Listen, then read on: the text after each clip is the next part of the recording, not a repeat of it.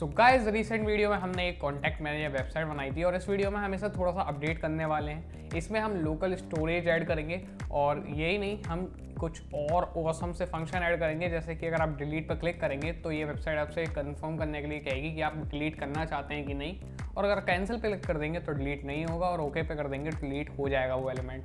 और यही नहीं, आप देखिए रिफ्रेश करने पे भी आपके एलिमेंट्स कहीं नहीं जाएंगे क्योंकि ये सारे एलिमेंट्स आपके सेव हो रहे हैं लोकल स्टोरेज में। ये देखिए, तो यहाँ पे ये सेव हैं। और अगर मैं यहाँ पे कोई और एलिमेंट हमारे कॉन्टैक्ट वेबसाइट में ऐड करता हूँ तो वो भी जाके सेव हो जाएगा हमारी लोकल स्टोरेज में।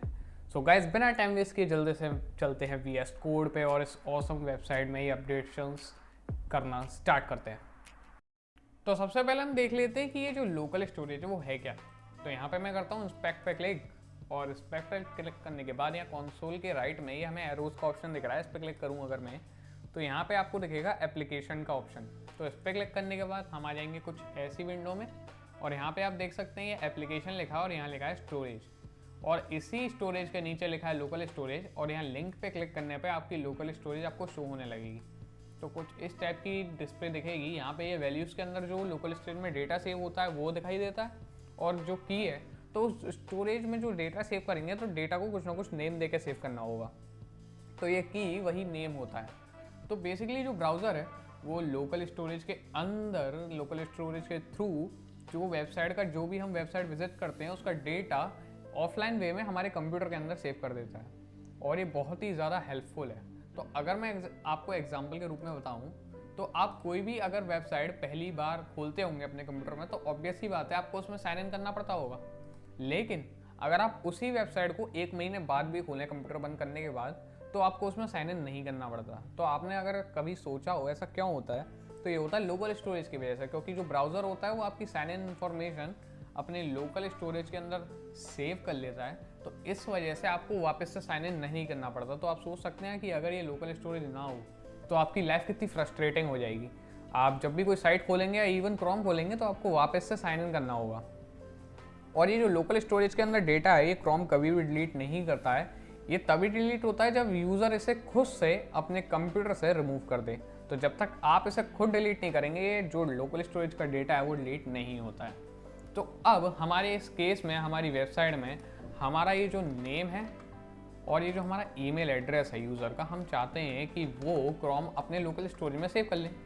तो अब ये चीज़ हमें क्रोम को बतानी होगी, क्योंकि क्रोम जो ब्राउज़र है, क्रोम या कोई भी ब्राउज़र खुद ब खुद उठा के डेटा लोकल स्टोरेज में नहीं डाल देता। हमें उसे बताना होता है कि भाई ये हमारा डेटा है वेबसाइट का, तुम इसे अपने लोकल स्टोरेज के अंदर डाल लेना, ताकि यूज़र जब भी अगर कंप्यूटर बंद करने के बाद भी 1 महीने बाद भी इसे एक्सेस करना चाहे तो वेबसाइट खोलने पे उसे वो डेटा दिखे। तो अब बात यहीं आ जाती है कि हम ये चीज़ हमारे ब्राउज़र को कैसे बताएंगे। तो उसके लिए हम लोकल स्टोरेज के फंक्शंस का यूज़ करेंगे।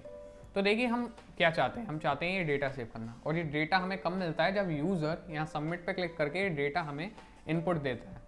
तो ये इसी वजह से जब भी ये हमने कंडीशन लगा रखी है ना कि जब भी जो फॉर्म सबमिट हो रहा है वो वैलिड हो तब ये क्रिएट कॉन्टैक्ट हो जाए और ये सब चेंजेस हों, तो इसी के अंदर मैं लोकल स्टोरेज में डेटा सेव करने का कोड भी लिखूँगा, क्योंकि हम चाहते हैं कि डेटा तभी सेव हो जब वो डेटा वैलिड हो। ठीक है, वो वैलिड डेटा हमारे पास इनपुट में आएगा और फिर वो जाके उसमें सेव हो जाए। तो यहाँ मैं कमेंट कर देता हूँ कि to save data in local storage. अब यहाँ पे हम लिखेंगे जो अपना जो सिंटैक्स है लोकल स्टोरेज में डेटा सेव करने का वो। तो यहाँ पे मैं लिख देता हूँ local storage dot set item. अब सेट आइटम के अंदर एक कॉमा लगाएंगे, और कॉमा के राइट में हमें वो चीज़ लिखनी है जो कि हम उसके अंदर सेव करना चाहते हैं। तो अभी के लिए मैं इसमें लिख देता हूँ नेम डॉट वैल्यू, यानी कि जो यूज़र का नेम आएगा वो मैं सेव करना चाहता हूँ, और कॉमा के लेफ्ट में मुझे उस डेटा को कुछ नेम देना होगा। तो नेम मैं दे देता हूँ कॉन्टैक्ट, और मैं ऐसा कर देता हूँ सेव। अब मैं आपको दिखाता हूँ, मैं यहाँ पे अपना साइड में लोकल स्टोरेज खुली हुई है मेरी। तो यहाँ पे अगर मैं डालूँ राहुल, और यहाँ पे मैं इसका जीमेल डाल देता हूँ rahul@gmail.com, तो देख सकते हैं आप यहाँ पे हमारे लोकल स्टोरेज में यह डेटा सेव हो गया है। यहाँ पे जो वैल्यू है वो है राहुल, और इस वैल्यू का जो नाम है, जो की है, वो है कॉन्टैक्ट।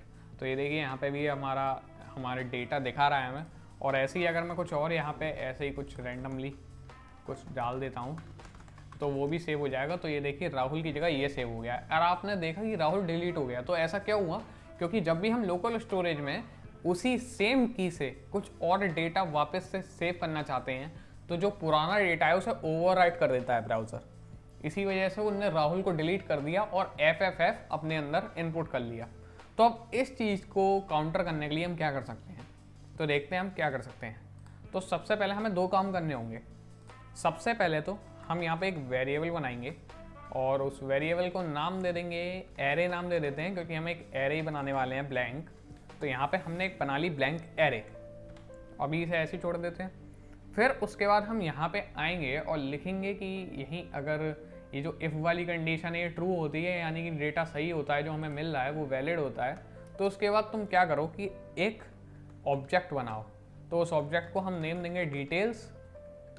और ये जो ऑब्जेक्ट है इसके अंदर क्या करना कि एक तो नेम यहाँ पे की डाल लो और उसके अंदर लिख देते हैं हम नेम डॉट वैल्यू और ईमेल में लिख देते हैं ईमेल डॉट वैल्यू। और फिर मैं यहाँ पे लिख देता हूँ कंसोल लॉग डिटेल्स। अब मैंने यहाँ सेव किया तो अब मैं आपको दिखाता हूँ कंसोल खोल के। तो देखिए अगर मैं यहाँ पे कुछ डेटा पास करता हूँ और यहाँ पे मैंने किया ये और एंटर मारा, तो ये देखिए यहाँ पे हमें कंसोल में हमारा ये जो डिटेल्स जो ऑब्जेक्ट बन गया है, जब भी हमारे पास डेटा इनपुट हुआ यूज़र की तरफ से तो हमारा एक ऑब्जेक्ट अपने आप क्रिएट कर दिया जावास्क्रिप्ट ने। और उस ऑब्जेक्ट के अंदर ये जो नेम वाली प्रॉपर्टी है इसके अंदर ये नेम की वैल्यू डाल दी और ईमेल वाली प्रॉपर्टी जो हमने बनाई है उसके अंदर ईमेल डॉट वैल्यू डाल दी। तो बेसिकली ये ऑब्जेक्ट क्रिएट हो गया है। और ऐसे ही अगर मैं कुछ यहाँ पे नया कुछ यूज़र का डेटा डालूँगा तो आप देखेंगे कि वो भी उसका भी देखिए नया ऑब्जेक्ट बन गया है। जो पुराना ऑब्जेक्ट था वो हटा दिया उसने, अब नया ऑब्जेक्ट बन गया है और उसके अंदर ये नेम की प्रॉपर्टी में ये FFF डल गया और ईमेल की प्रॉपर्टी में यहाँ पे ईमेल डल गया। तो आप देख ही सकते हैं अभी कितना सिंपल है ये। अब क्या करेंगे हम कि इस डिटेल को हम जो हमने एरे बनाई है ऊपर ब्लैंक एरे, उस ब्लैंक एरे के अंदर पुश कर देंगे।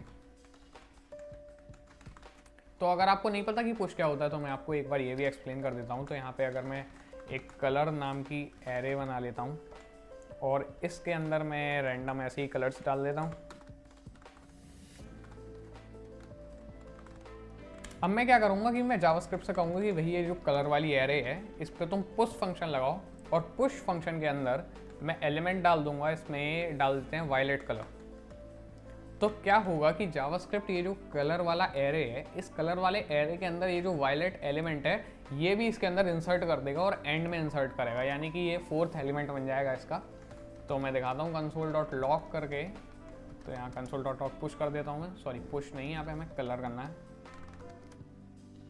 और अगर मैं इसे सेव करूँ तो ये देखिए यहाँ पे हमें देखिए खुद ब खुद यहाँ पे एक एरे मिल गई है जिसके 4 एलिमेंट है ना, क्योंकि रेड ब्लू येलो और वायलेट। और आप देख सकते हैं हमने तो बस 3 एलिमेंट की एरे बनाई थी, लेकिन ये जो कलर डॉट पुश हमने किया तो उसकी मदद से ये जो वायलेट वाला एलिमेंट है ये अपने आप इस एरे के लास्ट एलिमेंट में जाके इंसर्ट हो गया, मतलब इसका 4th एलिमेंट बन गया, वो इंसर्ट हो गया। तो इसकी पुश एलिमेंट की मदद से हम किसी भी एरे में कुछ भी इंसर्ट कर सकते हैं। तो अब मैं इसे हटा देता हूँ। अब यहाँ पे देखते हैं कि क्या हो रहा है। तो हमें डेटा मिलता है, उस डेटा के लिए एक ऑब्जेक्ट डिटेल्स नाम का क्रिएट होता है जिसके अंदर नेम प्रॉपर्टी के अंदर नेम डल जाता है, ईमेल प्रॉपर्टी के अंदर ईमेल की वैल्यू डल जाती है। उसके बाद क्या हो रहा है कि जो हमारी ब्लैंक एरे है उसके अंदर ये जो डिटेल्स वाला ऑब्जेक्ट है ये इंसर्ट हो जाता है। और अब मैं यहाँ पे दिखा देता हूँ आपको कंसोल डॉट लॉग एरे करके कि इंसर्ट होने के बाद हमारी एरे कैसी दिख रही है। तो जो स्टार्टिंग में ब्लैंक एरे होती है हमारी वो अब कुछ ऐसी दिखने लगेगी। तो ये देखिए यहाँ पे ये हमारी एरे आ गई और एरे के अंदर आप देख सकते हैं 0 एक एलिमेंट है, ये एलिमेंट एक ऑब्जेक्ट है और इसके अंदर हमारा नेम है और हमारा ईमेल है। और अब यहाँ पे मैं दूसरा अगर इसमें कुछ यूज़र का इन्फॉर्मेशन डालता हूँ तो ये देखिए अब यहाँ पे हमारी दूसरी एरे बन गई है। बेसिकली एरे वही है पर उस एरे के अंदर अब दूसरा एक और ऑब्जेक्ट यहाँ पे ऐड हो गया है जो कि नया ऑब्जेक्ट था जिसके अंदर नेम है राहुल और ईमेल है rahul@gmail.com। तो आप देख सकते हैं कि यहाँ हमारी जो एक एरे बन रही है जब भी हम उसमें कुछ यहाँ पे डेटा डालेंगे तो वो उस एरे में सेव होता जाएगा। राइट, वो एरे बढ़ती जाएगी। अगर मैं यहाँ पे एक और एलिमेंट डाल दूँ तो आप देखेंगे कि ये देखिए ये अब नई एरे बन के आई। तो इस एरे के अंदर अब ये 3 ऑब्जेक्ट हैं और इसमें FFF, राहुल, DD सबकी डिटेल्स है तीनों की। तो अब हम क्या करेंगे कि हम जावास्क्रिप्ट से कहेंगे कि भाई ये जो हमारी एरे बनती जा रही है ना, जब भी इस एरे में नया एलिमेंट ऐड होता है तो इस वो पूरी एरे को तुम जाके लोकल स्टोरेज में सेव कर दो। तो इससे हमारे 2 फायदे होंगे। पहला तो फ़ायदा ये होगा कि हमारा जो डिटेल्स है, तो डिटेल्स के अंदर 2 एलिमेंट है, नेम और ईमेल। तो नेम और ईमेल हमारे दोनों जो हमारी लोकल स्टोरेज है उसमें सेव होते जाएंगे। और दूसरा फ़ायदा ये है कि हमने देखा था कि जब भी हम लोकल स्टोरेज में कुछ नया एलिमेंट हम यहाँ पे सेव करते हैं तो वो पुराने एलिमेंट को ओवरराइट कर देती है ना। तो देखिए यहाँ पे हम नेम डॉट वैल्यू यहाँ पे हमने लिखा हुआ है, तो नेम डॉट वैल्यू यहाँ पे लोकल स्टोरेज में सेव होती जा रही है। तो पहले तो यहाँ पे FFF सेव हुआ होगा, फिर राहुल सेव हुआ होगा और अब DDD सेव है क्योंकि इसने ओवरराइट कर दिया राहुल को। तो हमारी ये प्रॉब्लम भी सॉल्व हो जाएगी, क्योंकि जब ये पूरा हमारा ये जो एरे है इसे डालेगा तो इस एरे के अंदर तो तीनों की डिटेल्स है ना। तो बेसिकली अगर वो ओवरराइट भी करता है तब भी हमें सबकी डिटेल्स मिल जाएगी। तो यहाँ पे हम डालेंगे इस एरो को, और इस एरो को हम नॉर्मली नहीं डाल सकते देखिए, क्योंकि लोकल स्टोरेज के अंदर हम सिर्फ एक स्ट्रिंग पास कर सकते हैं। तो इस एरे को आपको एक स्ट्रिंग में कन्वर्ट करना होगा, और उसके लिए हम यहाँ पे लिख देंगे जेसन डॉट स्ट्रिंगिफाई, और इसके अंदर हम लिख देंगे एरे। तो बेसिकली ये जो हमारी एरे है जिसको मैंने console.log में आपको दिखाया, तो वो एरे स्ट्रिंग में कन्वर्ट हो जाएगी और हमारी लोकल स्टोरेज में हो जाएगी सेव। तो अब मैं करता हूँ इसे सेव, और अब देखेंगे कितना बढ़िया वर्क कर रहा होगा ये। तो यहाँ पे मैं खोल लेता हूँ अपनी लोकल स्टोरेज और अभी इसे क्लियर कर देता हूँ, कुछ भी नहीं है इसके अंदर। अब मैं यहाँ पे कोई भी एक यूज़र का इनपुट डाल देता हूँ और यहाँ मारता हूँ एंटर। तो ये देखिए ये हमारी लोकल स्टोरेज में ये हमें दिखा रहा है कि यहाँ पे, और इसे बड़ा करके दिखा देता हूँ आपको तो और बेटर व्यू आएगा। तो ये हमें दिखा रहा है कि यहाँ पे कॉन्टैक्ट नाम से कोई डिटेल चाहिएगा, और डिटेल के अंदर एक पूरी एरे है, और उस एरे के अंदर ये एक एलिमेंट है ऑब्जेक्ट जिसके अंदर नेम है और ईमेल है। अब हम क्या करेंगे, तो अब हम दूसरा एलिमेंट डालते हैं। तो अब हम डाल देते हैं आकाश, और यहाँ पे हम कर देते हैं akash@gmail.com और एंटर मारते हैं। तो ये देखिएगा, तो यहाँ पे ये देखिए ये जो हमारी एरे थी वो ओवरराइट हो गई है, और उस एरे के अंदर अब 2 यहाँ पे ऑब्जेक्ट दिख रहे हैं। पहले ऑब्जेक्ट के अंदर तो राहुल का नेम और ईमेल एड्रेस है, और दूसरे ऑब्जेक्ट के अंदर है आकाश का नेम और ईमेल एड्रेस। और इसी तरह से अगर मैं एक और एलिमेंट यहाँ पे ऐड कर देता हूँ तो आप देखिएगा कि उस एलिमेंट का भी यहाँ पे नेम और ईमेल एड्रेस आ गया है। तो आप देख सकते हैं कितना ईजीली हम सिर्फ 1 लाइन ऑफ कोड का यूज़ करके अपने डेटा को लोकल स्टोरेज में सेव कर रहे हैं। तो अब क्या करना है कि यहाँ पे लोकल स्टोरेज में डेटा मैं आपको दिखा देता हूँ। यहाँ मैं पहले कर देता हूँ उसे छोटा, और उसके बाद अब मैं ऐसे करता हूँ रिफ्रेश। तो आप रिफ्रेश करने के बाद देखेंगे वो हमारे कॉन्टैक्ट्स चले गए हैं, पर जो हमारा डेटा है वो नहीं गया है। वो डेटा देखिए अभी भी हमारी लोकल स्टोरेज में सेव है, और मैं कितना भी रिफ्रेश कर लूँ यहाँ से वो डेटा नहीं जाएगा, और मैं चाहूँ तो यहाँ से एक्सेस कर सकता हूँ। तो अब बेसिकली हमें यही करना है कि जो हमारा डेटा लोकल स्टोरेज में सेव तो हो रहा है वो बात ठीक है, बहुत अच्छी बात है ये, लेकिन अब जो वो डेटा सेव हो रहा है वो हमारी स्क्रीन पे हमें शो हो। तो मतलब जब भी कोई वेबसाइट खोले तो वो डेटा अपने आप वहाँ पे दिखाई दे जाए। तो ये जावास्क्रिप्ट में नीचे आके सबसे पहले तो हम एक फंक्शन बना लेते हैं। उस फंक्शन को हम नाम देंगे लोड कॉन्टैक्ट्स, और उस फंक्शन के अंदर हम अपना कोड लिखेंगे जिससे कि हम डेटा रिट्रीव करेंगे लोकल स्टोरेज से। तो यहाँ मैं इस फंक्शन को रन भी कर देता हूँ।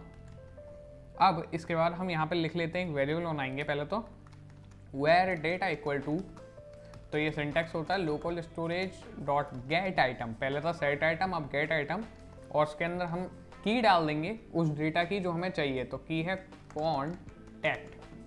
अब मैंने किया सेव, तो ये देखिए हमें कंसोल में हमारा डेटा मिल गया होगा।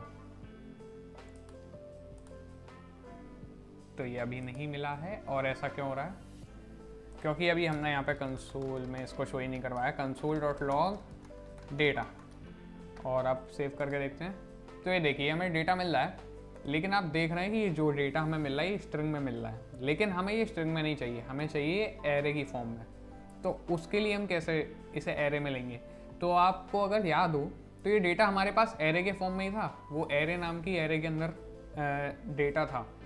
फिर हमने उस एरे को json.stringify का यूज़ करके स्ट्रिंग में कन्वर्ट करके लोकल स्टोरेज में इंसर्ट कर दिया। तो अब हम क्या कर सकते हैं कि हमें चाहिए वही जो हमारा डेटा था वापस एरे की फॉर्म में, जो कि इस समय स्ट्रिंग की फॉर्म में है लोकल स्टोरेज में। तो हम कुछ ऐसा करेंगे कि यहाँ पे हम लिख देंगे कि एक नया वेरिएबल बनाएंगे, उसको नाम देंगे रिजल्ट, और उसके अंदर लिख देंगे कि json.parse और उसके अंदर लिख देंगे डेटा। तो बेसिकली ये जो डेटा हमारे local storage dot get item से हमारे पास आएगा, ये जो json.parse है ये उसे एरे में कन्वर्ट कर देगा। तो अब आप थोड़ा रिलेट कर पा रहे होंगे कि json.stringify तो एरे से स्ट्रिंग में कन्वर्ट कर देता है, और json.parse ये स्ट्रिंग से एरे में कन्वर्ट कर देता है। और अब मैं यहाँ कर दूंगा console.log result और करेंगे सेव। तो ये देखिए यहाँ पे हमारा डेटा आ गया है एरे की फॉर्म में। तो आपको समझ में आ गया होगा कि कैसे लोकल स्टोरेज से हम डेटा रिट्रीव कर सकते हैं या गेट कर सकते हैं। अब ये अगला हमारा स्टेप ये रहेगा कि हमें डेटा तो मिल रहा है, चलो लोकल स्टोरेज से, बहुत अच्छी बात है, पर ये डेटा यहाँ यूज़र के सामने शो तो हो। हम यूज़र को कंसोल में थोड़ी दिखाएंगे उसका डेटा, उसको यहाँ शो होना चाहिए। तो हम इसमें छोटी सी ट्रिक यूज़ करेंगे। तो ये जो रिजल्ट वाली एरे है उस पर हम लगा देंगे फॉर ईच फंक्शन। तो फॉर ईच फंक्शन, अगर आपको थोड़ी भी प्रॉब्लम होती है फॉर ईच फंक्शन में, तो ये देखिए, तो ये फॉर ईच फंक्शन के अंदर हम फैट एरो फंक्शन का यूज़ करते हैं। तो मैं इसके दोनों तरफ ब्रैकेट लगा देता हूँ ताकि और बेटर आपको समझ में आए। ब्रैकेट और फिर ये फैट एरो का साइन और ये कर्ली ब्रेसेस, और इसके अंदर हम जो भी कोड लिखेंगे, तो बेसिकली मैं लिख देता हूँ अभी console.log एलिमेंट, या एलिमेंट नहीं, हम यहाँ पे जो पैरामीटर है वो डिटेल देंगे। आप कुछ भी दे सकते हैं, ओके, इसमें कोई वो नहीं है कि यही देना है। तो यहाँ मैं डिटेल पैरामीटर देता हूँ और मैं चाहता हूँ कि डिटेल मेरे कंसोल में शो हो कि आखिर ये डिटेल है क्या जो हमारी एरे से आ रही है। यहाँ पे एक ब्रैकेट कम है तो ये लगा दिया, अब ठीक है। तो ये सेव किया, तो ये देखिए, तो ये जो 57 नंबर वाला है वो देखना है हमें। सो ये रहा 57 नंबर का, और आप इसमें देख सकते हैं कि हमें 2 यहाँ पे मिले हैं, नहीं सॉरी 3 मिले हैं यहाँ पे। हमें 3 बार कंसोल में आउटपुट रिटर्न हुआ है, और वो क्यों हुआ है? क्योंकि जो हमारी रिजल्ट वाली, अगर आप एरे देखें, ये रही हमारी रिजल्ट वाली एरे, और रिजल्ट वाली एरे में हमारे 3 एलिमेंट होने की वजह से यहाँ पे हमें 3 बार आउटपुट मिला है। क्योंकि जो फॉर ईच फंक्शन है वो एरे को लेता है और एरे में से एक एक करके उसके एलिमेंट बाहर निकालता है। मतलब सीधी बात है, वो हमें रिटर्न करता है एक एक करके उसके एलिमेंट। तो उसने रिजल्ट एरे ली, सबसे पहले तो जो राहुल एलिमेंट था उसे लिया, और उसके लिए जो फंक्शन हमने डिसाइड किया था कि उसे कंसोल में शो करे, तो उसने कंसोल में शो कर दिया। फिर उसने सेकंड एलिमेंट को लिया, फिर उसे कंसोल में शो किया, और थर्ड एलिमेंट को लिया, उसे भी कंसोल में शो कर दिया। तो बेसिकली आपको ये बात समझ में आ गई होगी कि किसी भी अगर एरे पे हम फॉर ईच फंक्शन लगाएंगे तो उसके अंदर से हमें एक एक करके उसके एलिमेंट मिलते हैं, और उस एलिमेंट को हम कुछ भी यहाँ पे पैरामीटर में नेम दे सकते हैं ऑफ कोर्स, और उस एलिमेंट पे हम जो चाहें वो अपना क्या कहते हैं कोड उसके संग कर सकते हैं। तो अब मैं यहाँ क्या करूँगा, मैं यहाँ पे ये जो पूरा क्रिएट कॉन्टैक्ट के अंदर हम ये जो कोड लिखा है इसके थ्रू हम जो एलिमेंट्स बनाते हैं जिस पे हमारे कॉन्टैक्ट शो होते हैं, तो इसे पूरे को मैं करूँगा कॉपी, और यहाँ कॉपी करके यहाँ पे इसे कर लूँगा पेस्ट। अब पेस्ट करने के बाद मैं यहाँ पे क्या करूँगा कि मैं यहाँ पे लिखूँगा कि यहाँ पे पहली बात तो यहाँ पे हम ये क्या कर रहे हैं, यहाँ पे हम प्लेट में सेट एट्रीब्यूट कर रहे हैं आईडी कॉन्टैक्ट। तो अगर यहाँ पे मोर देन 1 कॉन्टैक्ट हुआ तो सबकी आईडी कॉन्टैक्ट हो जाएगी, राइट, जो कि ठीक चीज़ नहीं है। तो एक काम करते हैं, यहाँ पे इसको हटा देते हैं यहाँ से, और यहाँ पे कर लेते हैं plate dot class list dot add, और यहाँ हम ऐड कर देते हैं इसमें क्लास कॉन्टैक्ट। ओके, तो अब ठीक है। तो यहाँ ऐसा करते हैं कि यहाँ पे भी हम जो यहाँ पे स्टाइल है हमारी, तो CSS में जाके यहाँ कॉन्टैक्ट में हैशटैग की जगह डॉट कर देते हैं, और यहाँ पे भी एक काम करते हैं, जो क्रिएट कॉन्टैक्ट है वहाँ पे भी हम सेम चीज़ कर देते हैं, ये हटा देते हैं, और जैसे हमने यहाँ पे क्लास लगाई थी वैसे ही वहाँ लगा लेते हैं।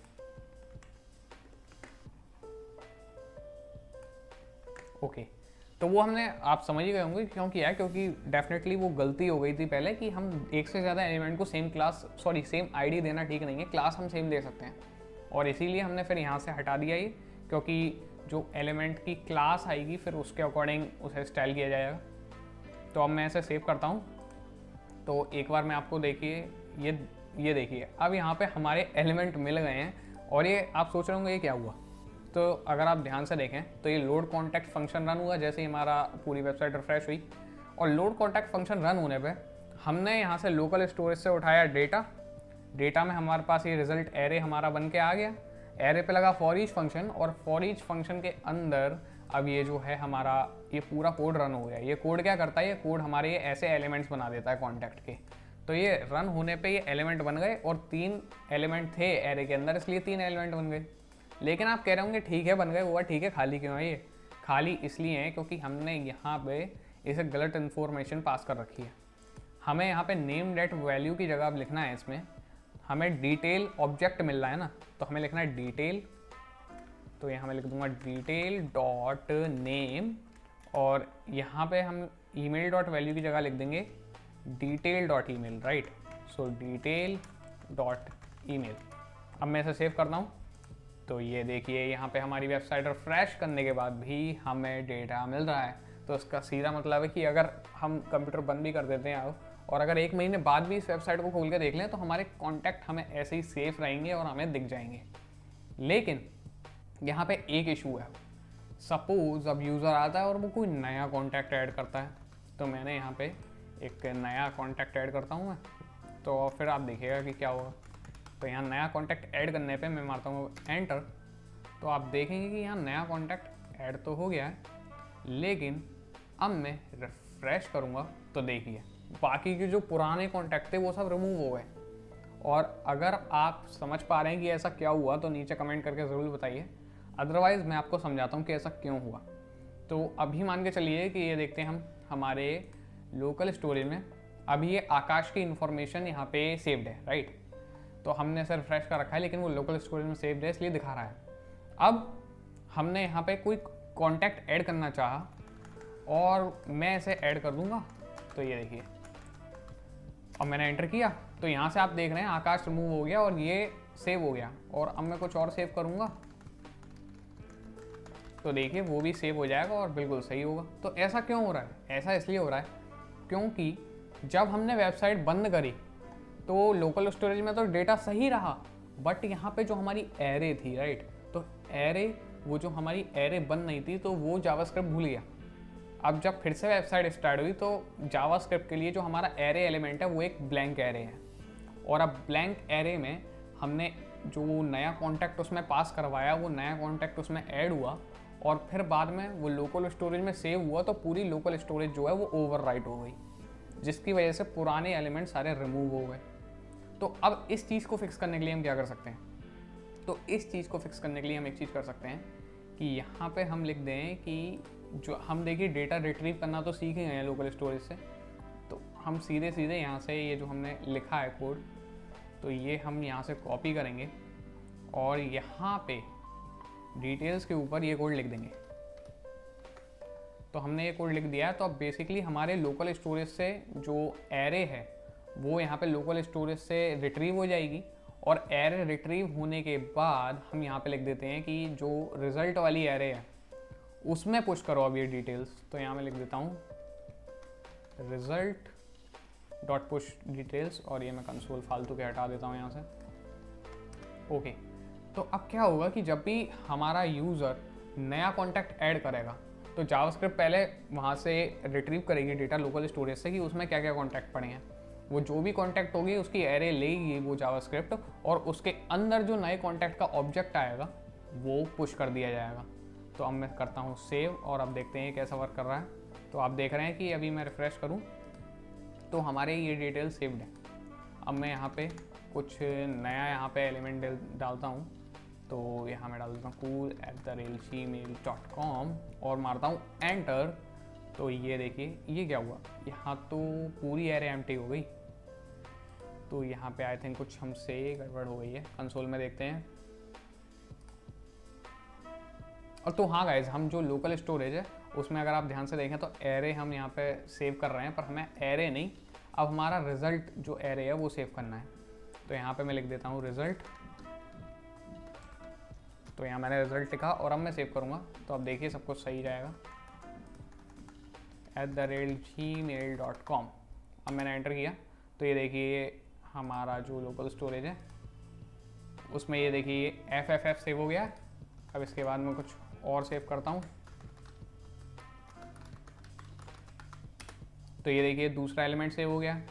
अब मैं इसे अगर रिफ़्रेश भी कर दूँ तो मेरे एलिमेंट बने हुए हैं, लोकल स्टोरेज में भी हैं। और अब मैं कुछ न्यू एलिमेंट सेव करता हूँ उसमें और मारता हूँ एंटर। तो ये देखिए यहाँ पे जो नया एलिमेंट सेव हो रहा है वो नया एलिमेंट ऐसे का ऐसा ही जावास्क्रिप्ट में यहाँ पे आ गया है और कुछ भी दिक्कत नहीं दे रहा है। जो पुराने एलिमेंट है उसने ओवरराइट नहीं किया और ऐसा इसी वजह से हो रहा है क्योंकि अब की बार जो हमारी ये एरे है तो जावास्क्रिप्ट ने इस एरे के अंदर एलिमेंट्स पुट नहीं किए, उसने सीधे लोकल स्टोरेज से एलिमेंट्स जो डेटा है वो लिया, जो एरे है वो ली और उस एरे के अंदर यहाँ पे इनने एलिमेंट पुट किए, जिससे क्या हुआ कि जो पुराने कॉन्टैक्ट थे वेबसाइट रिफ्रेश होने से पहले वो भी इसके अंदर ऐड हो गए। तो आई होप आपको ये चीज़ समझ में आई होगी। तो अब हम देखें तो बस एक चीज़ और है कि यहाँ पे डिलीट करने पे ये FFF या ये देखिए न्यू डिलीट हो गया, पर यहाँ पे लोकल स्टोरेज से नहीं हुआ ना। अगर मैं रिफ्रेश करूँगा तो न्यू वापस आ गया। सो इस चीज़ का सॉल्यूशन हमें करना होगा। तो इस चीज़ को सॉल्व करने के लिए हम देखते हैं क्या कर सकते हैं। तो इस चीज़ को सॉल्व करने के लिए मैं यहाँ पे ये जो लोड कॉन्टैक्ट है ये 1 मिनट एक इसमें हम कुछ चेंज करते हैं। ऐसा करते हैं हम ये जो लोड कॉन्टैक्ट है और ये जो क्रिएट कॉन्टैक्ट है, ठीक है, तो ये दो फंक्शन ना करके एक ही फंक्शन कर लेते हैं। तो बेसिकली हम क्या करेंगे, ये जो फंक्शन है लोड कॉन्टैक्ट, मैं इसी का नाम कर दूंगा क्रिएट कॉन्टैक्ट्स और क्रिएट कॉन्टैक्ट करना है यहाँ पे हमें सिर्फ, तो क्रिएट कॉन्टैक्ट कर दूंगा। और ये वाला जो फंक्शन है इसे मैं कर दूंगा रिमूव और यहाँ पे ये लोड कॉन्टैक्ट की जगह मैं क्रिएट कॉन्टैक्ट रन कर दूंगा और क्रिएट कॉन्टैक्ट यहाँ पे लिखना है हमें। और क्रिएट कॉन्टैक्ट आप जानते ही हैं कि वो क्रिएट कॉन्टैक्ट रन हो जाता है जब भी हमें कोई डिटेल्स मिलती हैं। अब मैं करता हूँ उसे सेव। अब मैं दिखाता हूँ कि क्या चेंजेस आएंगे यहाँ पे। तो यहाँ पे तो कुछ प्रॉब्लम नहीं है। अब मैं यहाँ पे खोलूँगा इसे और यहाँ पे मैं करता हूँ अभिषेक और यहाँ पे मैं कुछ भी जीमेल डाल देता हूँ और यहाँ पे मैं मारता हूँ एंटर। तो अब आप देखेंगे कि यहाँ पे कितने सारे एलिमेंट आ गए, जबकि सिर्फ यही एक एलिमेंट आना चाहिए था ना। तो अब आप सोच रहे होंगे ऐसा क्या हुआ, क्योंकि अब ये जो क्रिएट हो रहे हैं कॉन्टैक्ट डिटेल्स आने पे भी ये जो क्रिएट कॉन्टैक्ट फंक्शन कर रहा है ये क्या कर रहा है कि इसने जो हमारा लोकल स्टोरेज है वहाँ से सारे एलिमेंट्स की इन्फॉर्मेशन उठाई। तो पूरी जो उसके पास एरे आई ना, वो एरे में थे 4 एलिमेंट और उसने ये नहीं देखा कि 3 एलिमेंट की तो पहले से यहाँ पे एलिमेंट बना हुआ है, लेकिन उसने चारों ही एलिमेंट के लिए एलिमेंट बना दिए। तो इस चीज़ को सॉल्व करने के लिए हम क्या कर सकते हैं कि जो पहले के एलिमेंट हैं उन्हें रिमूव कर दें। तो उन्हें हम कैसे रिमूव करेंगे कि यहाँ पे हम लिख देंगे सिंपली, तो यहाँ पे मैं करता हूँ टू रिमूव ओल्ड कॉन्टैक्ट्स। तो यहाँ पे हम करेंगे contact list dot inner HTML equal to null. अब इससे क्या होगा दिखाता हूँ मैं आपको। तो ये देखिए अब यहाँ पे सिंपली मैं रिफ़्रेश करूँगा तो हमारे एलिमेंट आ गए हैं 4 जो आने चाहिए थे, क्योंकि 4 ही हमारे लोकल स्टोरेज में है। अब मैं यहाँ पे डालूँगा हेलो। अब मैं फिर से डालता हूँ hello@gmail.com और मैं यहाँ करता हूँ एंटर। तो एंटर करने पे आप देख रहे हैं कि बस एक ही एलिमेंट आया है। और एक ही एलिमेंट क्यों आया है कि जो पुराने एलिमेंट थे वो सब रिमूव हो गए। कैसे रिमूव हो गए, क्योंकि कॉन्टैक्ट लिस्ट जिसके अंदर हम ये सब एलिमेंट अपेंड करते हैं, राइट, कॉन्टैक्ट लिस्ट के अंदर ही तो हमारे ये सारे एलिमेंट बनते हैं, ये रही कॉन्टैक्ट लिस्ट। तो उस कॉन्टैक्ट लिस्ट की वैल्यू जो थी इनर HTML वो मैंने कर दी नल, ये रही। तो इनर HTML नल करने पे उसके जो सारे जो थे फंक्शंस वो हो गए रिमूव और फिर ये नए उसके एलिमेंट्स बन गए। तो अब आप देख रहे हैं कि अब बस यहाँ पे एक चीज़ हमें सॉल्व करनी है कि यहाँ पे ये डिलीट करने पे हमारा एलिमेंट डिलीट हो जाए। और आप देख रहे हैं कि वो डिलीट हो रहा है पर लोकल स्टोरेज में से नहीं हो रहा, राइट। तो रिफ्रेश करेंगे तो सारे एलिमेंट देखिए वापस आ गए। तो इसको सॉल्व करने के लिए हम क्या करेंगे तो देखते हैं। इसको सॉल्व करने के लिए हम यहाँ पे चलते हैं। तो अगर हम ध्यान से देखें तो रिमूव करने के लिए हम क्या करते हैं, ये जो रिमूव है तो ये हमने डाल रखा है यहाँ पे on click equal to remove, और इसके अंदर ये दिस करके ये पूरा हमारा जो एलिमेंट है वो रिटर्न हो जाता है, राइट। अब यहाँ पे हम थोड़ी सी चेंजेस करेंगे। हम यहाँ दिस के संग यहाँ लिखेंगे कॉमा कर देंगे, तो यहाँ कॉमा करेंगे और यहाँ पे मैं लिखूँगा डिटेल। तो ये डिटेल लिखने से क्या होगा, तो ये जो result dot for each function है, आप इसमें देख रहे हैं कि पैरामीटर है डिटेल। तो ये डिटेल आप जानते हैं कि ये पैरामीटर, ये जो रिजल्ट एरे है उसके अंदर का हर जो एलिमेंट है उसे हमने डिटेल जो वेरिएबल है वो नेम दिया है। तो बेसिकली जब भी यहाँ पे ए सपोज फर्स्ट एलिमेंट के लिए ये फॉर ईच फंक्शन रन हुआ, फर्स्ट एलिमेंट का ये पूरा कार्ड बन गया, तो उसमें ऑन क्लिक फंक्शन लग जाएगा, और ऑन क्लिक फंक्शन पे अगर हम क्लिक करेंगे तो रिमूव फंक्शन रन होगा, और रिमूव के संग दिस, यानी कि ये पूरा एलिमेंट तो जाएगा ही जाएगा, और दिस के संग जो उस एलिमेंट की इंफॉर्मेशन है लोकल स्टोरेज से वो भी चली जाएगी।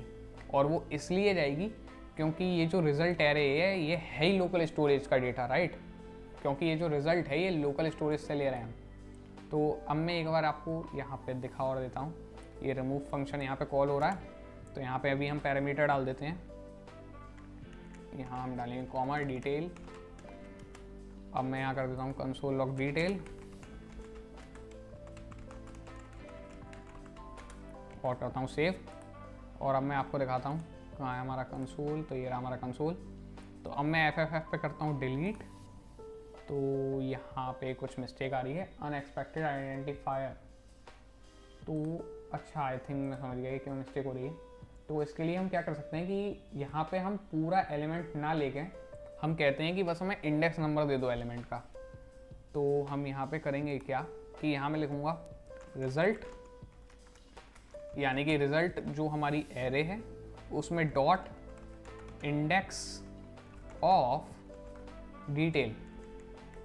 तो मतलब जो भी हमें ऑब्जेक्ट मिल रहा है तो उस ऑब्जेक्ट का क्या इंडेक्स नंबर है हमारी एरे के अंदर वो हमें दे दो। और अब मैं यहाँ पे ऐसे करता हूँ सेव, और अब मैं यहाँ पे डिलीट पे क्लिक करूँ तो ये देखिए मुझे 0 मिल गया है। और 0 क्यों मिला, क्योंकि वो जो मैंने एलिमेंट पे क्लिक किया वो मेरे लोकल स्टोरेज में फर्स्ट एलिमेंट था, तो फर्स्ट एलिमेंट होने की वजह से उसका इंडेक्स नंबर था 0। अब मैं आपको दिखाता हूँ, मैं ये जो अभिषेक, ये adjust@gmail.com, ये जो हमारा कॉन्टैक्ट कार्ड है, मैं इस पर डिलीट पे क्लिक करूँगा तो आप देखिए गैस कर सकते हैं, तो हमें 3 इंडेक्स नंबर मिलना चाहिए, राइट। तो यहाँ मैंने किया डिलीट पे क्लिक।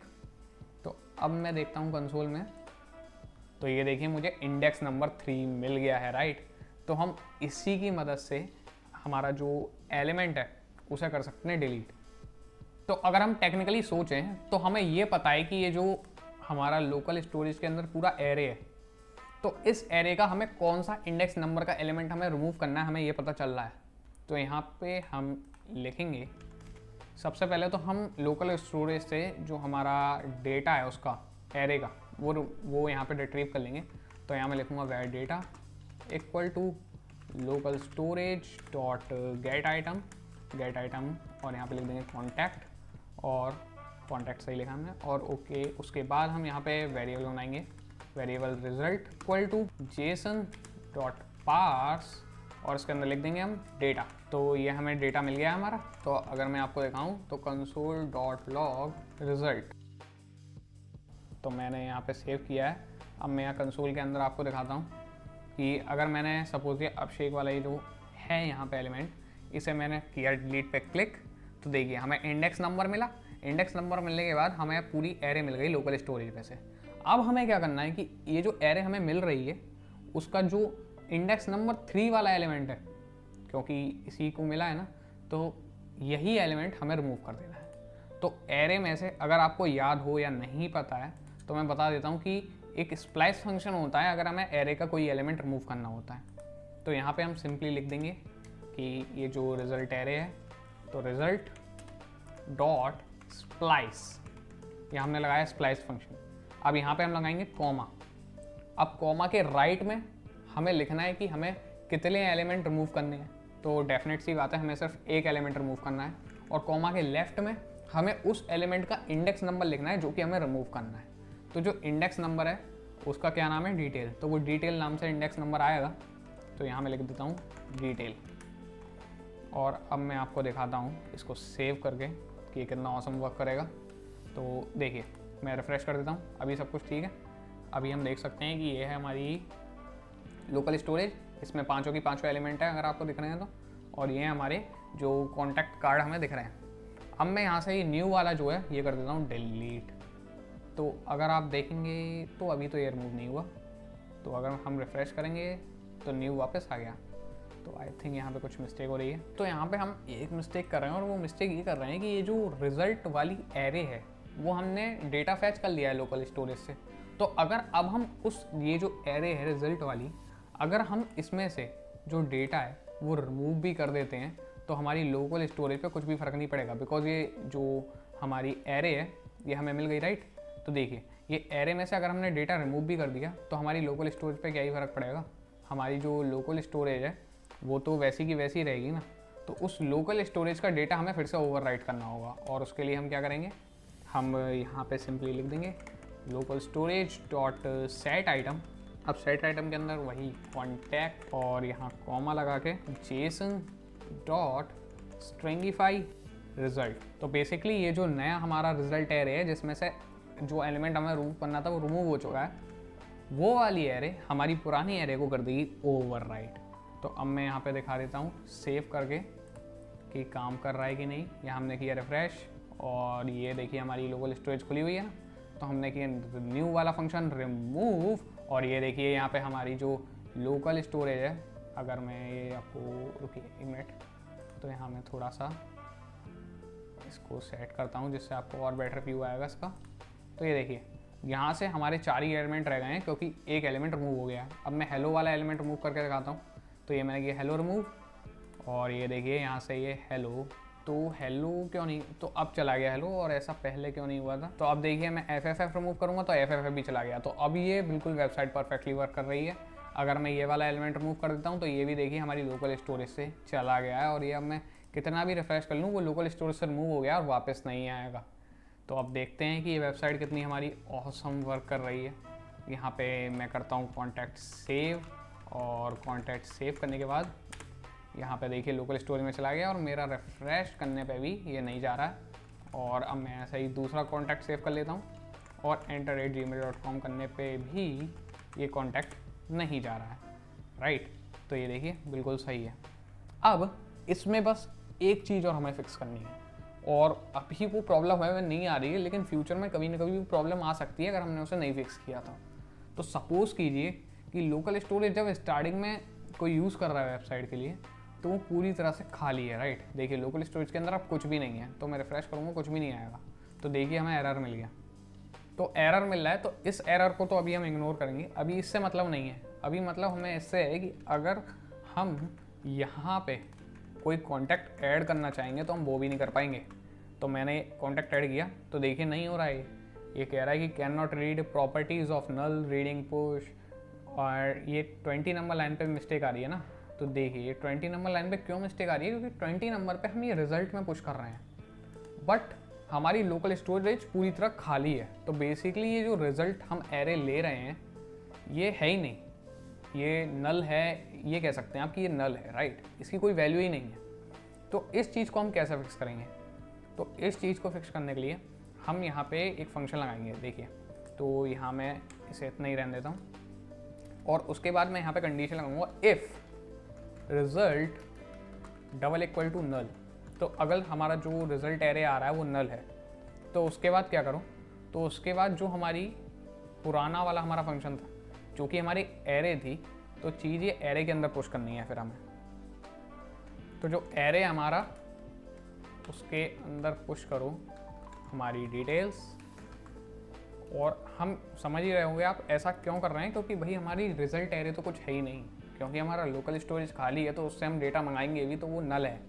तो अगर वो नल होता है तो जो हमारा एरे हमने यहाँ बनाया था अब वो काम में आएगा।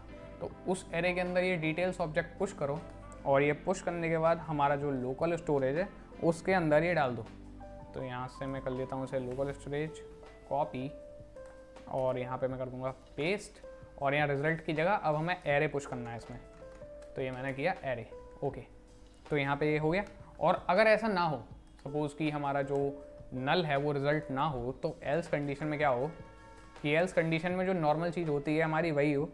तो एल्स कंडीशन में हमारा ये जो result dot push dot details है ये यहाँ पे कर देता हूँ, और इसके बाद ये जो लोकल स्टोरेज में होता है इसे यहाँ पे कर देते हैं। तो बेसिकली देखिए अब आपको समझ में आ रहा होगा कि अगर यहाँ पे वेबसाइट रन हुई, ओके, और यहाँ से हमारे जावास्क्रिप्ट ने लोकल स्टोरेज से डेटा गेट करने की कोशिश करी, लेकिन लोकल स्टोरेज में डेटा है ही नहीं, वो नल है। तो इस कंडीशन में क्या होगा कि जो भी यूज़र हमें डेटा देगा उसका बनेगा ऑब्जेक्ट। ऑब्जेक्ट बनने के बाद वो जो हमारी ये खाली एरे है इसके अंदर चला जाएगा, सेव हो जाएगा। ओके, और इसके अंदर सेव होने के बाद उसे लोकल स्टोरेज में सेव कर दिया जाएगा। ठीक है, अब सेकंड राउंड में क्या होगा, सेकंड राउंड में वो डेटा लोकल स्टोरेज में अब इंसर्ट हो गया है। अब फिर से डेटा दिया यूज़र ने, और अब जब उसने डेटा दिया तो जावास्क्रिप्ट में जब डेटा उठाया लोकल स्टोरेज से तो उसे वो डेटा मिल जाएगा, और डेटा मिल जाएगा तो ये जो इफ़ वाली कंडीशन है इसकी एल्स वाली कंडीशन रन होगी, तो वो सीधा जो डेटा हमें मिला है रिज़ल्ट लोकल स्टोरेज से उसके अंदर ऑब्जेक्ट जाएगा, और वो रिज़ल्ट वाला एरे हमारे वापस से लोकल स्टोरेज को ओवरराइट कर देगा। तो अब मैं करता हूँ उसे सेव, और सेव करने के बाद अभी हम थोड़ा सेट भी कर लेते हैं। तो यहाँ पे मैं कमेंट कर देता हूँ to save data in local storage. तो अब देखते हैं कि हमारी वेबसाइट कम्प्लीटली अच्छी तरह वर्क कर रही है, और अभी भी ये कुछ प्रॉब्लम आ रही है, तो इसको भी देख लेते हैं क्यों आ रही है। तो ये इसलिए आ रही है क्योंकि हमारा ये क्रिएट कॉन्टैक्ट रन हो रहा है, लेकिन क्रिएट कॉन्टैक्ट के अंदर जैसा कि आप जानते हैं कि कुछ है ही नहीं, राइट। क्योंकि मतलब क्रिएट कॉन्टैक्ट ये रिज़ल्ट ये एरे ले रहा है, और रिज़ल्ट एरे से ये सब कुछ पूरा एलिमेंट बना रहा है, बट रिज़ल्ट तो खाली है ना, इसलिए वो यहाँ पे ऐसे आ रहा है। तो अभी हम इसे वर्क करके देखते हैं। मैंने किया एंटर, तो ये देखिए अब हमारा यहाँ पे एलिमेंट मिल रहा है, और यहाँ पे अब मैंने नया एलिमेंट लगाया, तो ये देखिए नया एलिमेंट भी यहाँ पे इंसर्ट हो गया। फिर से किया, और अब मैं डिलीट करता हूँ, तो पहले मैं रिफ्रेश करके दिखाता हूँ, सब एलिमेंट मिलने हैं, और मैंने डिलीट किया, तो ये देखिए सब कुछ परफेक्टली वर्क कर रहा है, यहाँ पे अच्छी तरह से वर्क कर रहा है सब कुछ। ये देखिए अब ना कोई एरर आ रहा है, और सब कुछ पूरी तरह से फिक्स्ड है। तो गाइस ये काफ़ी अच्छी तरह से हमारी वेबसाइट हो गई है। अब जैसा कि मैंने कहा था कुछ इसमें हम चीज़ें भी ऐड कर लेंगे, तो वो मैंने लोकल स्टोरेज यहाँ से रिमूव कर दी, इसलिए सब कुछ चला गया। तो यहाँ पे अब हम कुछ यहाँ पे एलिमेंट डाल लेते हैं। तो ये मैं डाल लेता हूँ एक एलिमेंट, और ये दूसरा एलिमेंट, और ये तीसरा एलिमेंट। तो हमारे 3 एलिमेंट है। ओके, तो अब यहाँ पे थोड़ा सा कोड लिखते हैं। हम आते हैं अपने रिमूव फंक्शन के अंदर, और मैं ये जो जितने भी कंसोल लॉग हैं ये सब हटा देता हूँ। तो मैं करूँगा कंसोल डॉट लॉग के लिए Ctrl+F क्लिक किया मैंने। अब यहाँ लिखूँगा मैं कंसोल डॉट लॉग, तो मुझे दिख रहे हैं कितने सारे कंसोल डॉट लॉग हैं। तो एक तो ये रहा, तो ये लिखा रहने देते हैं क्योंकि ये हमें कुछ इन्फॉर्मेशन दे रहा है। और इसके अलावा ये रहा एक कंसोल डॉट लॉग, तो आई डोंट थिंक इसकी नीड है, तो मैं ये हटा देता हूँ। ओके, तो आई थिंक अब सारे जितने भी फालतू के कंसोल डॉट लॉग थे वो हट गए हैं। अब मैं इसे सेव कर देता हूँ।